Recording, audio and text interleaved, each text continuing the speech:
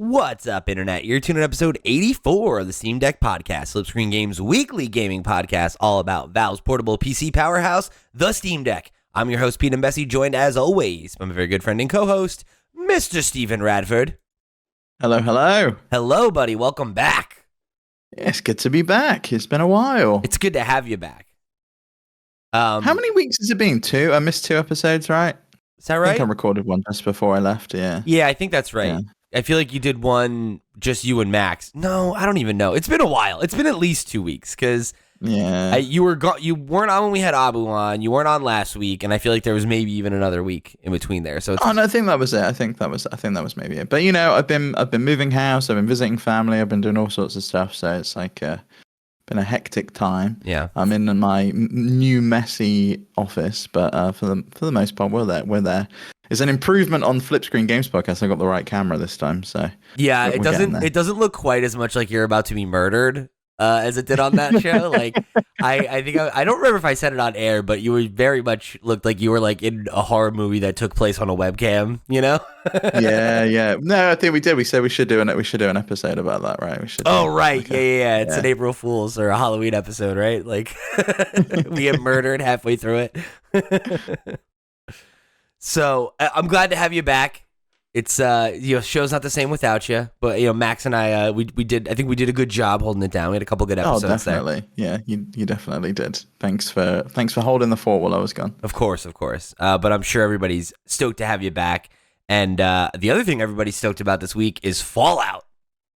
Oh yeah, big time. I mean, have you watched any of the Amazon show yet? I've watched a couple of episodes of it, which I guess is why everyone's hyped about the games again. Yeah, for the first time in what seems like a decade. I haven't had a chance yet. Yeah, it's I mean, from what I've heard, from you and everybody else I know who's checked it out, it's really, really good, right? It's the good stuff. So I guess I'm not surprised that everybody's talking about it. I was a little surprised that they kind of did the Netflix thing and dropped it all at once and didn't try to. I was very glad they did that because I was talking to my dad about it and he was like, oh, Fallout was good. And I was like, oh yeah, I want to get around to watching the pilot, but I was waiting for every episode to come out. And he was like, oh no, they put them all out in one go. And I was like, oh, I'm definitely going to watch it then. Yeah. I don't know. I just feel like you stick around in the conversation longer nowadays if you go that way, but whatever. Clearly it worked, right? Because I mean, the reason we're talking about it on this show is, I mean, the main headline is that Fallout 4 has officially become Steam Deck verified. So that's awesome if you are, like many folks, looking to get your Fallout fix this week. You can play the latest on your deck now. But then we've also got like almost every Fallout game, like every modern Fallout game, right? From like the Xbox 360 till now, right? In the HD era, we'll call it. Are all in the top 10 on Steam right now. So yeah, all the Bethesda Fallout games, the original ones, they're not there. Right, yeah, the 3D ones from Bethesda. Fallout 3, 76, New Vegas, and Fallout 4 are all in the top 10 games on Steam right now. Which is insane, really. And, not only that, Fallout 4 has been like the number 10 most played game in the last 24 hours. Almost 100,000 people played it. I would imagine it was even more earlier in the week when the show dropped. Everyone seems to have been playing it. It's been in the charts on every platform. Steam's obviously no exception. I think in large part to the fact that it's on a massive discount at the moment as part of the FPS fest that Steam's got going on. You can pick it up for $3.99 at the moment if you want to. If you've never played Fallout 4 and you want to give it a taste, like now's a really good time to pick it up. It also just got an update too, right? Like it just got a next gen patch. It did, yeah. I don't know if the next gen patch brought much on the PC front. I think that was really mainly on consoles. I mean, at least it's not for the Steam Deck side of things. Like they've brought widescreen and ultra widescreen support and a couple of fixes. But for the most part, the Steam Deck verified stuff, I think, fixes the problem where there was a launcher that came up beforehand and you kind of had to touch it with your finger in order to launch the game first. I think it now bypasses that and goes straight into the game, which is a big improvement, especially if you were playing docked. I know a bunch of people like playing Fallout on their TV or being able to dock it and then take it away with them. Being able to launch it without having to go through a fiddly Windows-looking launcher is nice. Definitely. And I think it again just speaks to like how powerful these kind of IP interactions can be, but especially on PC where games I think just generally have a longer life because, you know, the platform is the platform, right? Like your PC is going to keep evolving with you. You're going to keep updating your PC, but like, you know, any game you haven't played is new, right? To you. And, you know, it's not like, you know, like I made the comment about how, right, like it's like there's a lot of people on console playing because there was a patch, but like if you're on PC, it's like, you know, you can play that old game like it's a new game to some degree. And, you know, like especially something like Fallout 4 that's like recent enough that, you know, you can kind of upscale it to look like modern, right? Is, you know. Yeah, and I think on PC you can mod it. They've got the creation engine in there that you Sure. can kind of patch a load of things into. There was the Fallout London Such a fan shame expansion about that was that. going to come. And then they've had to delay kind of indefinitely because they don't know if it's going to work with the new updates. And they're going to have to put a bunch of work in to do that. Well, and That part I of it was is that really excited about. it relies on a another mod that they're gonna have to wait for that to get updated before they can update as well. So it's like might be a while. It's a shame that it was so close to release and that now it's I like know, yeah. not back at square one, obviously, but you know, it's like now you've probably got months of work ahead of you to make it playable again. And that was one thing I was really excited about because as much as I love like the Americana and that kind of vibe that Fallout has, I've always been curious as to what happened outside of the United States of America. Like, is everywhere kind of in this state of Fallout where It must be, no one right? can live?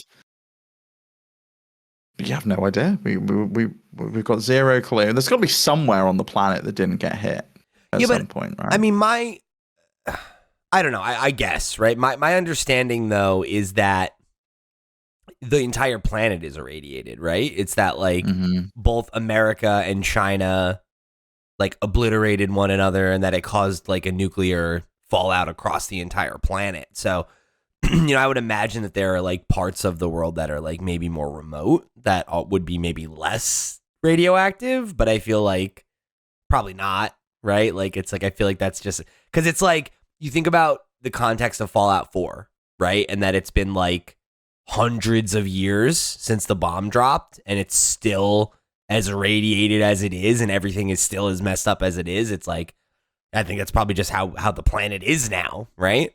Mm-hmm. And the TV show does go into that stuff, which I think is really interesting. That and is I love cool. It's like as I feel like I think the TV show takes place in the same era as Fallout 4. I think it's about 100 years after the bombs dropped. It's like 31 or something like that. Okay. So it's well worth a watch, I would say. If you've got Amazon Prime, or even if you don't, go get the trial of Amazon Prime for 7 days. There's only 8 episodes. Like, go check that out. That's not bad. We'll probably do a bit of an episode on that over on the Flip Screen Games podcast if you're interested in our thoughts on maybe on the Fallout TV you think show. you can get to that this week? You think you can finish up? Maybe we can do that for next week's show. I'll try to. I've got like 5 more hours of TV to watch, but I'll I've see got what 8, I can man. All right. Well, we'll see. We'll see how we do. But did you said you picked up Fallout 4, right?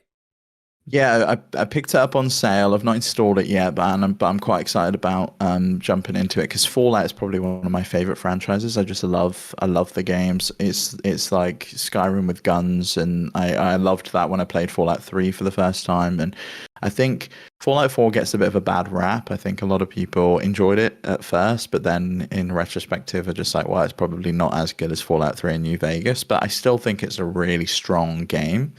And it's one that I've never gone back to. I constantly go back to New Vegas. I've been back to Fallout 3. But Fallout 4, I think maybe just because of the scale of it, or maybe just because it was the most recent one, I've not gone back to it and tried it out. But, you know, Fallout 4 is like, what, 10 years old at this point? Almost 10 years old. It came out in 2015. So yeah. It's been a good while since I touched Fallout 4, and I never finished any of the expansions, like the Nuka Cola Land or whatever it's called. Never touched on those. So I'd like to go and give those a shot.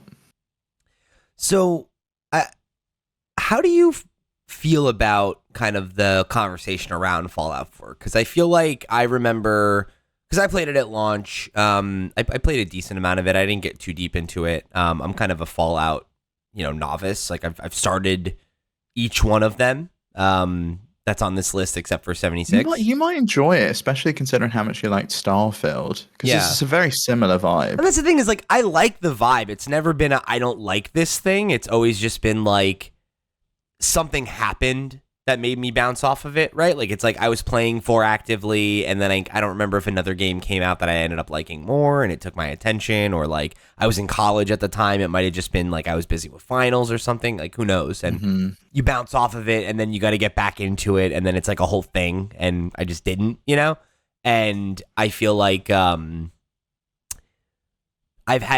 started New Vegas like 2 or 3 times, and I just never get very far. Same thing with Fallout 3. Like, I got to like the first town and everything, and like was like, whoa, this is really cool, and then just kind of never committed. You gotta click with it. I feel like it's one of those games where you gotta get, and same with Starfield, right? You gotta get past that first 10 hours before you really kind of click, and you're like, oh, I get the groove now. I've got to go and do X, Y, and Z, and like you get into the loop, and you can then go off and not focus on the main quest line. I like Fallout 4 though. I think it does a good job of hand holding you more than the other games do, and I think the side quests are really cool.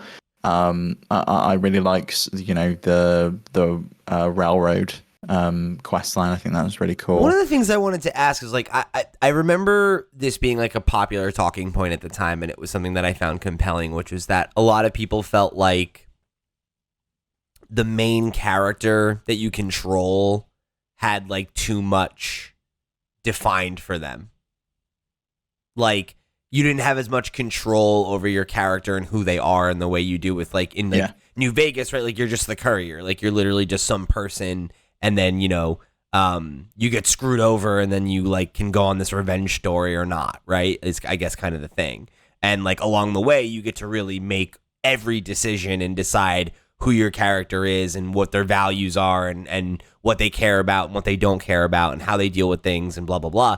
Whereas like with 4, because the kind of main conceit of it is like about your kid getting taken, and like you got, it's my kid, my son, it's like, it's that kind of story. Like, that puts a lot on the character in terms of like who they are and what they value, right? So like, if you want to role play a certain kind of way, it's kind of hard to be like, oh, I want to be like a megalomaniacal evil villain guy, but also my entire arc is about saving my kid, and or like trying to, or it's like, I don't know, it ends up creating context for things in a way that it seems like makes people uncomfortable. I think that's probably a case for most Bethesda games, that there's not as much choice as at first glance there maybe is. Like, there's really only 2 or 3 outcomes to the end main quest line. You can kind of choose a faction, but you can ultimately really do everything in most of the games. And yeah, people dislike you, but you can kind of win them back over. I don't think I had a problem with it. I didn't really go into it thinking, oh, I'm going to play this as a role play game. I went into it playing it as, oh, this is going to be a fun shooter, and I can go around and I can do stuff, and I quite liked the storyline, and I quite like the side quests, and I had you don't role play when you're playing a game like that? You don't think about like who your character is and how they make decisions? No, not really. I do in something like Baldur's Gate 3, and I ended up going down that as really wanting to be like a mind flayer. But with Fallout, I was just like, I'm just kind of along for the ride. And I think Fallout 4, because it was fully voice acted as well, really kind of takes you out of it. Unlike, say, Starfield or Skyrim, you're not playing a silent protagonist anymore. You are playing a character. Yeah, you're exactly. Controlling a character. I think that's like the thing that people don't like as much, is like you are playing a character rather than your character, and that like that character is not that deep. Yeah, which I don't mind, because I feel that's the same way, say, as like Far Cry. If you look at Fallout 4 as something like a Far Cry game. But it's not, though. It's a role-playing game. Like, it's supposed to be, like, that's what people like about 3 and Vegas, right? Is that, like, it's a game that's about making choices and, like, having an impact on the world. And I feel like why can't it be both? Why can't you be a character, but then also have these like predefined? I think you can, but I guess I wonder if that. And I can't really say because I didn't get deep enough in the story. I want to say I only played like 20 or 30 hours of Fallout 4 before I bounced off of it. But I guess that's the question. Think of, say, Far Cry 4, right? You play as AJ. He's a character. It's a similar story. He's going to kind of spread his mum's ashes, and he finds out, this dude's there who knows him and knew his mother.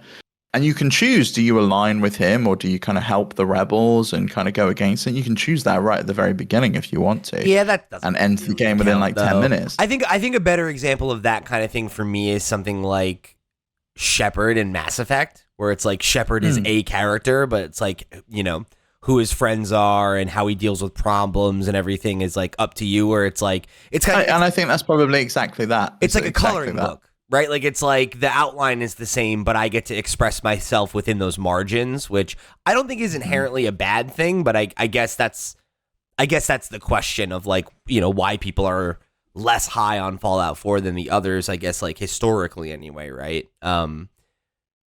Is I guess people may be feeling limited by that and feeling that like too much of that was decided for them, whereas like the Courier and the I forget the name of the Vault Dweller from 3, but that those characters you're allowed to have more control and that's probably because of your point about like there not being voice acting, right? And like as a result, you have more options. Yeah, which I think was the same. They kind of pedaled that back in Starfield. It's not voice acted. There are more choices. They probably do make more meaningful actions on the world, but I had no problem with it. I had a great time with Fallout, and I like that kind of game. I like I've also played parts of the game where I just spam through the choices and I just don't care because I kind of want to get on with the game and get on with the story. Oh my God. That makes me want to throw up. I fucking hate when people do that. I hate that. Just, it's like, you want to get on with the story? That's what you're skipping through. No. So it might be like a quest where one of those quests where you just go gather some items and take it back to someone. I don't care what you're telling me. I'm just doing this so I can actually get onto a story beat. I'm doing How do you know if there's a story there if you're skipping all the dialogue? Yeah, maybe you're right. Maybe. And maybe I'll find out in my next playthrough, and I'm like, oh shit, really missed this. But I did the thing in Fallout though, where I did the save right at the end, and then I did a couple of the endings. I think I did the Railroad and the Institute. Kind of want to do the Minutemen, and maybe Brotherhood of Steel. I got kicked out of the Brotherhood of Steel when I played last time. They didn't really like me very much. Oh man, the Brotherhood of Steel in the TV show is so cool. Like, it's so cool.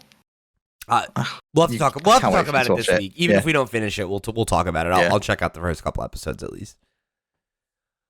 Well, we'll see. I'm in a weird spot right now because I feel like I've not been playing as many games as I wanted to this year, and this year's like been slower, so like that's not been to too much of my detriment. But there are like a bunch of games that I didn't finish last year that I wanted to catch up on. So now I'm like, damn, am I really about to go boot up Fallout? Like, am I really about to go play this 10-year-old game instead of any of the other games that I'm supposed to get done? But like, maybe, honestly, I might. I'm thinking it's like one of the hot games of the moment, like why not boot it up and give it a go? Yeah. And see how you feel. It's like, it's $3.99. What have you really got to lose? It's like less than a coffee. Yeah. At this point. I already own a copy of New Vegas, though. Maybe I just play that. New Vegas is good, but I agree with what Wakahula was saying on the Discord that it has not aged as well as Fallout 4. And I think that just because it is a much older game. Yeah, 10 years older, right? Yeah. But it is good, and it brought in a lot of the stuff that Fallout 4 then built upon, that Fallout 3 was missing, with the kind of alliances. And I loved the stuff with like Kaiser. I loved the stuff with like Mr. House and all of that stuff. I do love New Vegas. We gotta get a remake of 3 in New Vegas. I think it's time for that. Yeah, I would not be surprised if it's being worked on, right? You know, they own Obsidian and they own Bethesda. Why not kind of get them to do something Right? at some point? Yeah. Or But or then New Vegas Obsidian's working on 2, their own maybe. stuff, right? Like, yeah, well, that'd be nice. Yeah.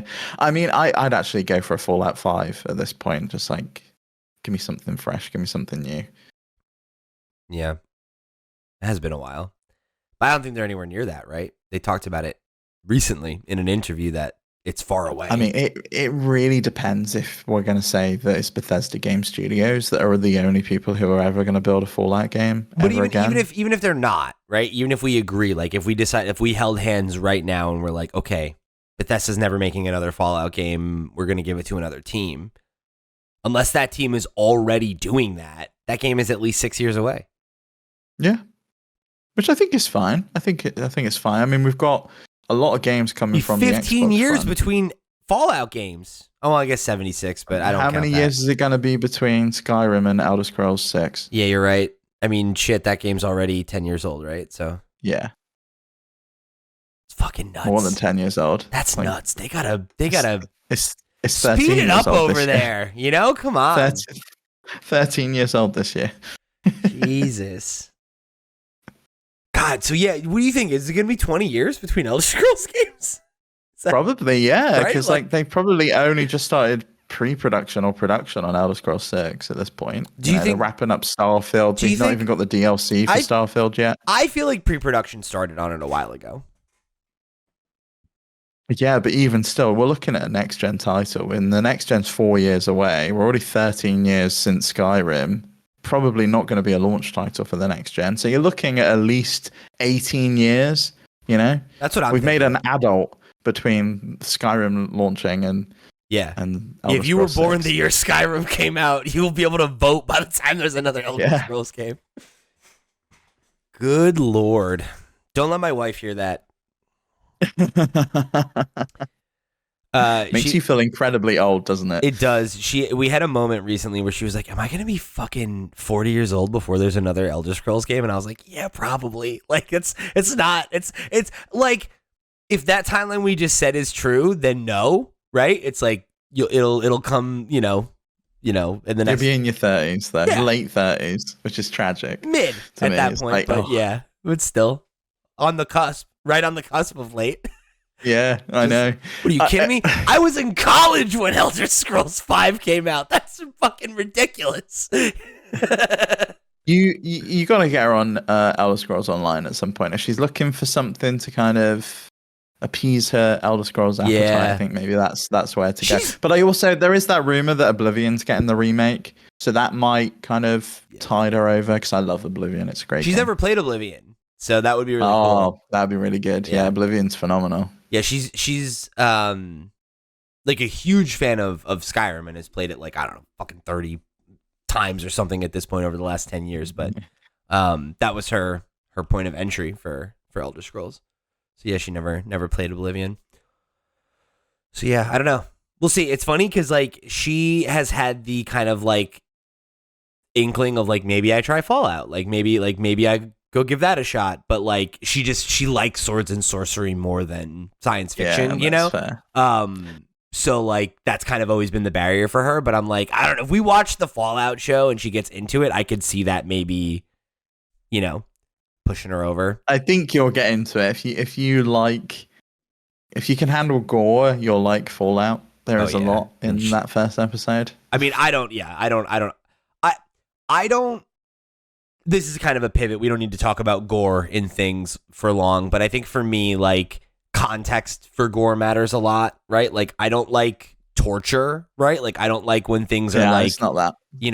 That kind of thing. Like something like Saw or whatever, right? Like, is like that is, not exactly to my taste. Whereas like something that's like hyper violent to the point where it's like cartoonish or that it's like, I tried watching Scream with Henry and I was laughing at it, and I think he thought I was some kind of psycho for laughing at it, but it's just so over the top and ridiculous. Yeah, it's like, to exactly. me, it's just hilarious. That's how I feel about slashers too, right? Where it's like they don't make me uncomfortable because it's cartoonishly violent, right? Like it's like it's so over the top that it's like it's not realistic. Yeah, I 100% agree, and I think at least in the first episode, the majority of the gore very much was justified. So what's I would say. is I Want to Set the World on Fire in the first episode? Yeah, I think it is. Yeah, Yeah, of course it is. God, they got some bops. They got some bops in Fallout. I'll tell you that. you know what? Yeah, the music is really Goes really so good. hard. The music is really good. Yeah, It bums that was me one out, thing honestly. that always really. So Okay, carry on. I was gonna say it bums me out that I'm not more of a Fallout fan. Like I wish I had gotten into it on the 360 and like had been, because it's like its aesthetic is so my shit. It's so It's my great. taste. Great. You know, like I love in what is it 3? It's 3 or Vegas. I can't remember. And this is the thing. I know a lot about the lore of Fallout because I think the world is so interesting, which is ridiculous. But there's a gang that you meet that all like worships Elvis and like they call him the king. You Oh know? yeah, that's New Vegas. Yeah, it's that's so New Vegas. funny. Like that's such a good bit. Like They're called the Kings. Yeah, the Kings, right? Yeah, like oh my god, like, that's just so good. It's like the world is just so well realized. You know, there's so much thought put into it. Yeah, I think it's great, and it always used to upset me because I wanted to have the music on at all times, the radio as I'm going across the wasteland. But then things come and attack you, and you have to kind of weigh up: do I want to listen to this really cool soundtrack while being attacked more, or do I turn this off and just kind of stealth across the wasteland? But I usually left it on. It was great. It's worth it, I would say. Mm-hmm.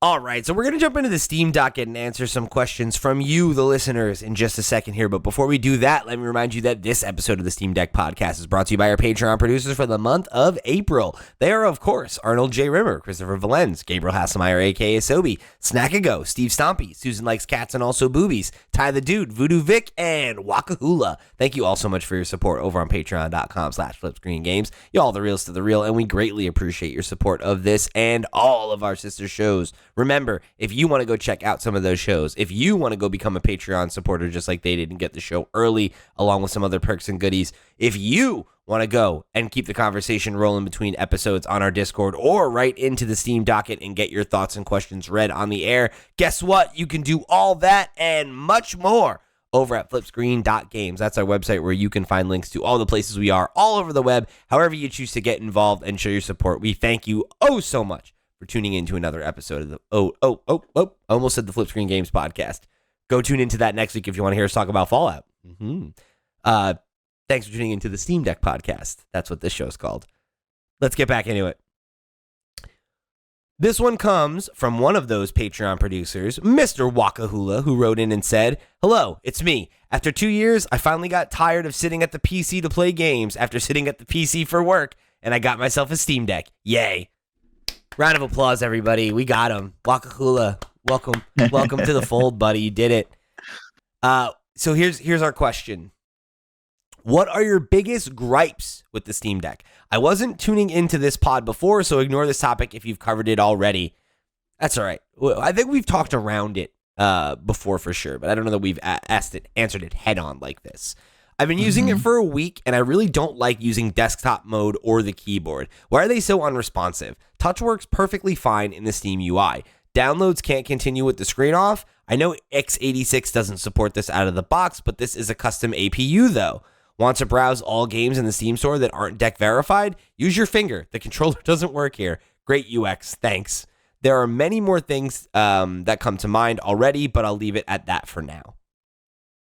Yeah, I mean, there's some good ones. I think for me, one of the biggest ones was, especially once I got the OLED model, right? Because I was precious about burn-in, which at this point is a myth, really, on OLEDs. I think for the most part, you can not worry about it unless you're leaving something like Bob Wolf on the screen for 10,000 hours. Then at some point, you probably should start worrying about it. But it's like, why are you doing that?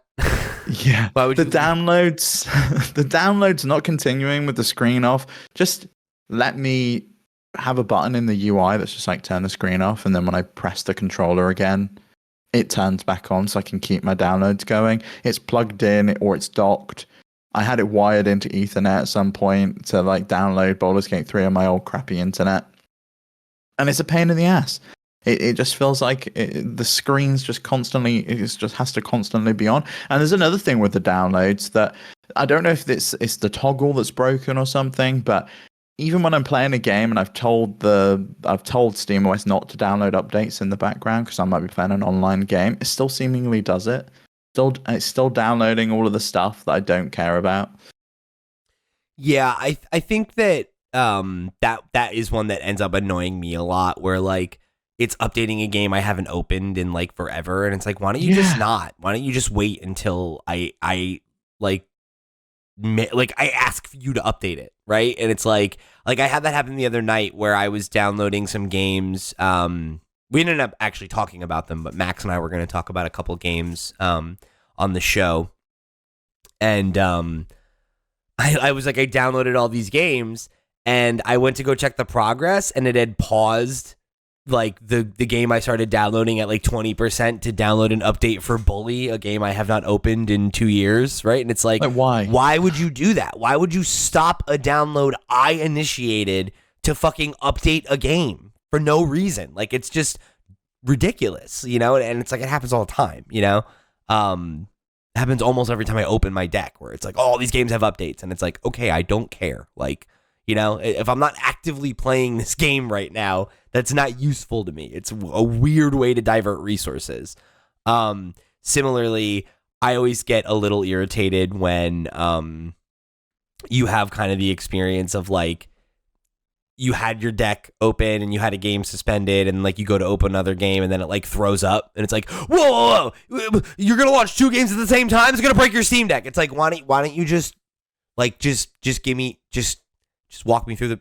It's like, hey, did you? There probably should be an option in the settings to be like, just do it anyway, or just be like, close this one, or just never show me this again. Like, I know I'm an adult. I know that I'm running multiple applications. Any of those as a solution would be better, right? Because it's never been a thing where I don't know that that's what's happening. It's like, oh, I'm launching this and I'm gonna close the other game or what, right? Like, it's like it, but it always is like it reminds me of like when your PlayStation 4 and I guess the 5 now too, right, would get unplugged and it like scolds you like your fucking dad. It's like, you didn't fucking turn it off, right? You piece of shit. Why would you just unplug it? And it's like, it was an accident. Relax. Like, or I've had it with a power cut, and it's like, come on, dude. Yeah. I couldn't help that. That wasn't my fault.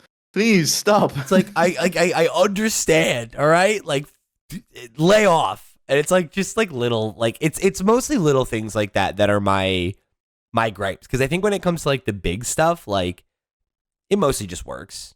You know? It does, yeah. There's a couple of things, right? If you ever turn your Steam Deck fully off and then you go somewhere and you don't have Wi-Fi, it will not let you boot a game until you connect to Wi-Fi unless you explicitly put it into offline mode first. At least this used to be the case. Whether they've improved it or not, I don't know. But you're just constantly loading and loading and loading and loading. I don't know if especially that's still if you a problem, Steam. because every time I travel now, I do that first as I'm ahead of it. So now I'm like, I wonder if that. We should test that. We should test if it still works that way. I think the main issue is if you accidentally leave Steam open at home on your PC, which I do. I leave my PC on most of the time, and Steam's open, and it's just like, it's there. So I think it thinks that I'm connected on that, so I shouldn't be using my Steam Deck away from home. It's annoying. It's imagine thinking I would ever close Steam. What are you thinking, Valve? I mean, yeah, it boots up at launch every single time. I've tried stopping it, but it doesn't want to stop. So yeah, I gotta say though, Wakahula makes a very good point about all of these points, right? The responsiveness in desktop mode sucks, but for the most part, it's very rare I go to desktop mode.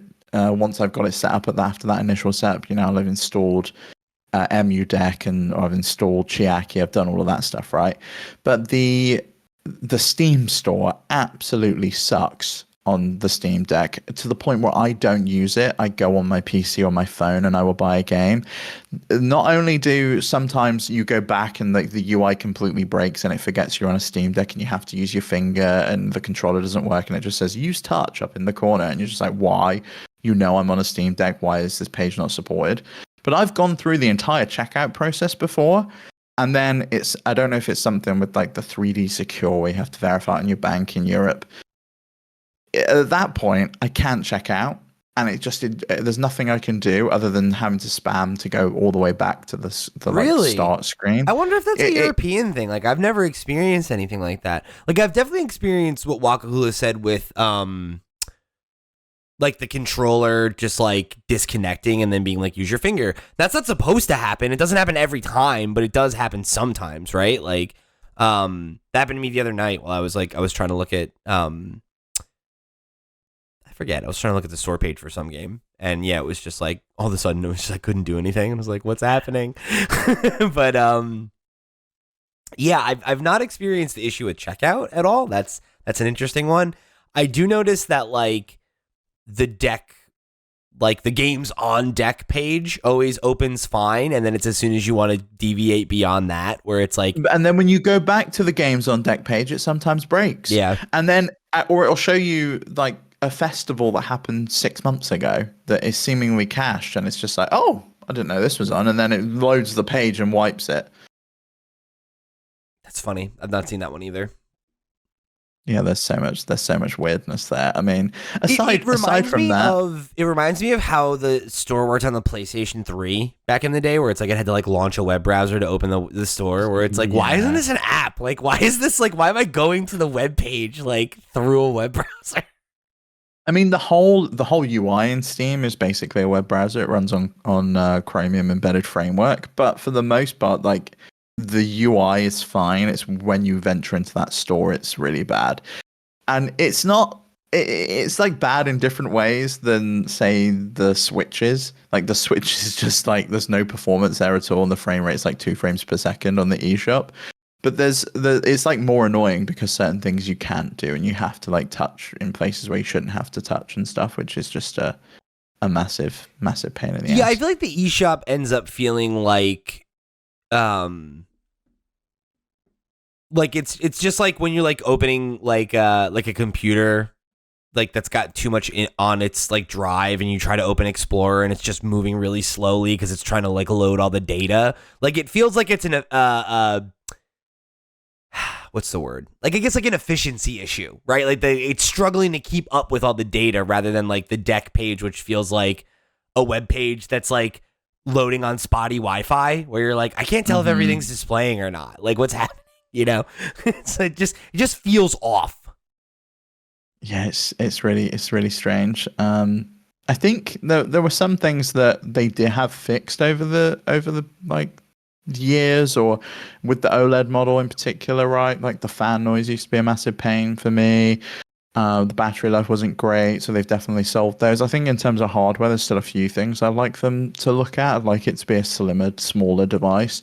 I'd like an additional USB port on there. I'd like external GPU support. But all of these things are, I bought the device knowing that it didn't support any of this stuff. Whereas the actual software, I think there are still some serious improvements that could be made. I definitely think the big one for me that I still want to see is having like per game specific settings, like being able to save presets for games, and not even like one per game, so that you could have like I would love to be able to have, this is the preset I use for this game when I'm playing on deck, this is the one I use on desktop, this is the one I use when I'm playing on docked, right? And like kind of be able to, or one that's like, oh, it's a battery saver mode that I'm going to run this at 30 frames per second because I'm running low on battery. This is the one where I want to get the most performance out of it possible, so I'm going to ramp everything up, and the battery life is going to get caned. And just being able to like have that, and whether that's a native option or whether that's like a Steam option, like the way that like controller layouts are, right? Like I want to be able to just go into a drop down menu in my game and settings, and that have like low, medium, high, ultra high, and then have my custom settings beyond that of like, these are the ones that I set up for my layouts. So that if I'm switching between rigs or, display options or whatever, that like I can take full advantage of it. Or to your point, right? If I'm like, I'm on the plane and like I don't have, I'm like on a budget airline and I can't plug my Steam Deck in, and I want to be able to get an extra hour of gameplay. I can like knock the settings down, like, and not have to, memorize what my settings are, right? And like share them, somewhere else or whatever if I want to have a record of them. Like it's just a a quality of life thing that I really think would go a long way in improving the overall experience on deck, but also for people that, like Max, who like play the same game on multiple devices, Yeah, and I've actually had some problems with playing games on multiple devices. Balatro has been iffy with cloud saves, which has been the first one that I've ever experienced. Most of the time that's been flawless. Something else that I kind of find a little bit annoying is I'd love to be able to customize the library and choose what tab comes up first. Why is my favorites like 3 tabs along and it always defaults to the Great on Deck tab rather than the tab that are my favorites? I'd love to be able to make different tabs, right? Where it's as well. like, why is all... it's like none of these are installed. I'm not going to play these. Right. Like I've got a library of like 200 games at this point. Why wouldn't you look at my installed games first, right? Because these are the games I put on this fucking device to play. Like, just that either let me reorder the tabs or create new tabs. Like I'd love to be able to create like a tab for specific games I want. I know you can create like little folders that you can kind of put things into, but tabs I think would be really nice to be able to control. And I think there is a Decky plugin to do that. But even that, it kind of is a lucky dip as to whether it's going to get exploded every single time you update your Steam Deck at this point. Another thing that I find just incredibly annoying is the deck verified system as a whole. Like we spoke about the fact that Fallout 4 is now going to be deck verified, right? But what does that actually mean? And there are still games that are listed as completely unplayable that are fine, that work fine. They've never been retested. It really is just like a lucky dip at this point. And the community is just like so much better. It's like doing this stuff with Proton DB. It's just like, why is that not integrated? Why is there not like a community system here to say, oh, actually, 1,000 people have played this on their Steam Deck and said it runs fine? Because we get that with the reviews, it's like mostly positive. Why is there not a system to be like, oh, I see you've played this game. Did it run okay? Did you have any issues? Yeah, like why not crowdsource it? And why not make it that like if you want to make it so that deck verification means that Valve verified it, just like set up that, right? Where it's like deck verified means it's Valve approved, and then there's a community verification so that if it's a game like that happened with like Last of Us, right? Where that was deck verified, but it didn't work, and it didn't play well. So then you could have kind of like, okay, Valve says it's verified, but the community is like over the last, 30 days or whatever, it's been mostly negative because this thing cropped up. Yeah, because EA added a new launcher that doesn't work on Linux. Exactly. And like then that could be kind of a tool for them as well, right? Like if a game does all of a sudden, it's like, hey, whoa, this verified game is like getting downvoted all of a sudden, like what's going on? Like a patch broke it, we need to check it, it's no longer verified, like that, and you could, I think it would be definitely a beneficial system in the way that user reviews are, right? And just have the same parameters where like you can only do it if you've played a certain amount of time or whatever, right? Mm-hmm.